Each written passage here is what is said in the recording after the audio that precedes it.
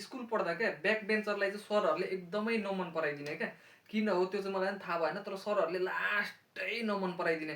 Back bencher भन्ने बित्तिकै तिनीहरूको दिमागमा चाहिँ कस्तो आउँछ भने एकदमै रड्डी विद्यार्थी, एकदमै गुवाचे, एकदमै केही नजान्ने होइन, कामै नलाग्ने, जोतमा यहाँ बसिरहेछ जस्तो लाग्ने क्या।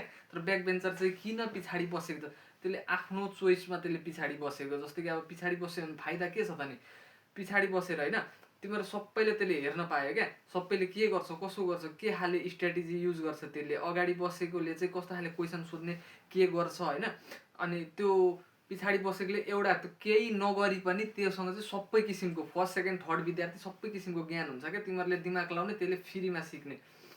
त्यो भएर चाहिँ पछाडि बसेको। अनि ब्याक बेन्चरलाई चाहिँ एकदम अर्को फाइदा पनि छ। जस्तै कि फर्स्ट बेन्चमा बस्नेहरू तिमीहरूको त टाउको दुख्यो नि त नि, सरहरू आउँछ होइन, होमवर्कहरू माग्छ, चेक गर्छ होइन, तर पछाडिसम्म त पुगेन, त्यो फाइदा छ क्या। अनि त्यो भएपछि तिनीहरूसँग अलिकति फुर्सद पनि भयो, अलिकति सोच्ने टाइम पनि भयो, म के गर्नु नगर्नु होइन, कस्तो खाले गर्दाखेरि ठिक हुन्छ हुँदैन, त्यो टाइम पनि भयो क्या तिनीहरूसँग। तिनीहरू जोतमा अनि ब्याक बेन्चर चाहिँ एकदमै कामै नलाग्ने भाइ। तिनीहरूसँग यति दिमाग हुन्छ नि, त्यसले पितृ पढाइदिन्छ तिमीहरूलाई।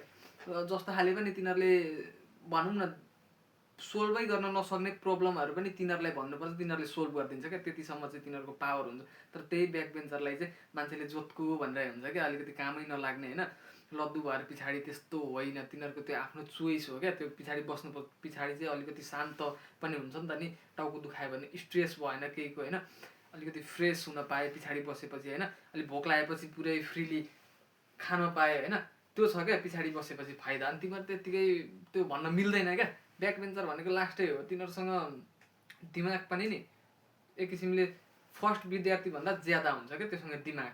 त्यो तिमीहरूलाई नदेखाएको मात्रै हो, त्योसँग दिमाग भनेको ज्यादै हुन्छ, सरभन्दा ज्यादा अलि बाठो हुन्छ जस्तो लाग्छ मलाई चाहिँ। के भन्नुहुन्छ तपाईँहरू? ब्याक बेन्चर भनेको चाहिँ त्यस्तो खतरा है।